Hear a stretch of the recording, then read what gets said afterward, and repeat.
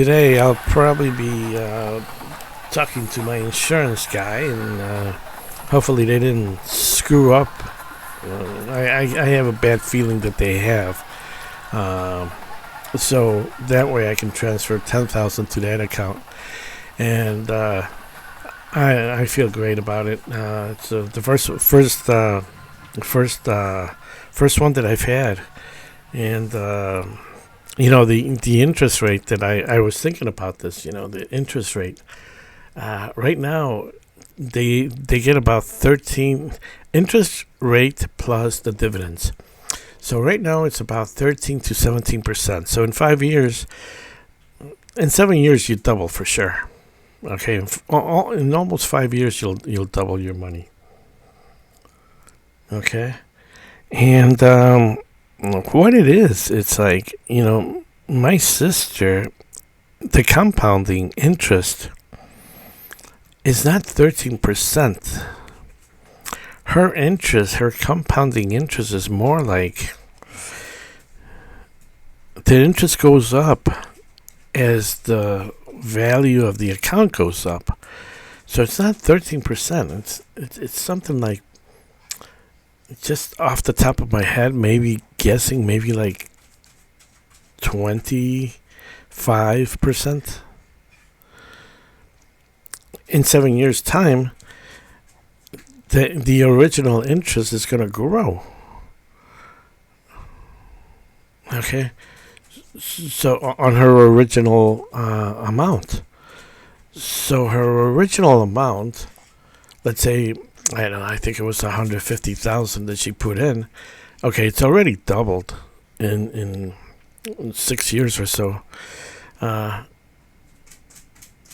interest rate is probably, like I say, maybe like 25% right now. In another 20 years, her interest rate is probably going to be like 90% or probably even more, like 90 until it reaches almost 100%, depending on how much time. Isn't that wonderful? And that's how these rich people keep their money. Some of us run into wealth. Excuse me. Some of us run into wealth and keeping it on the retail markets diminishes our money. We run into a little wealth, we run into wealth here and there, and it just gets diminished by the markets. Our inexperience to know what we're doing in the markets, because we are real estate guys, we are insurance, we're accountants, we're truck drivers, we're software developers, we're everything but knowledgeable in investing.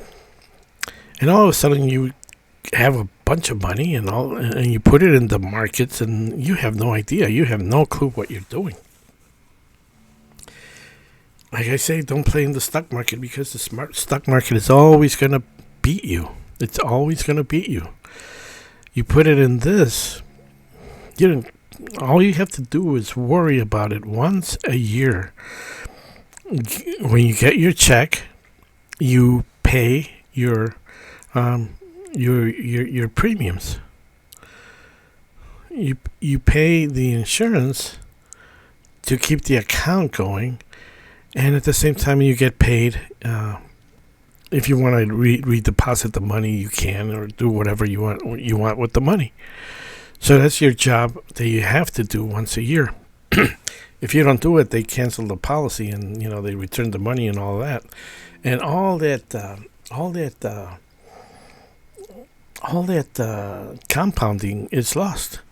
So if you start an account like this, you gotta have somebody that will help you when the time comes to make that payment, or else your account gets canceled. That's the only thing you have to do. You have to make that payment yearly.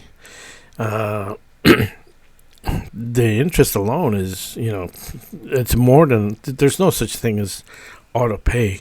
Maybe there is, but that's how they're set up to do.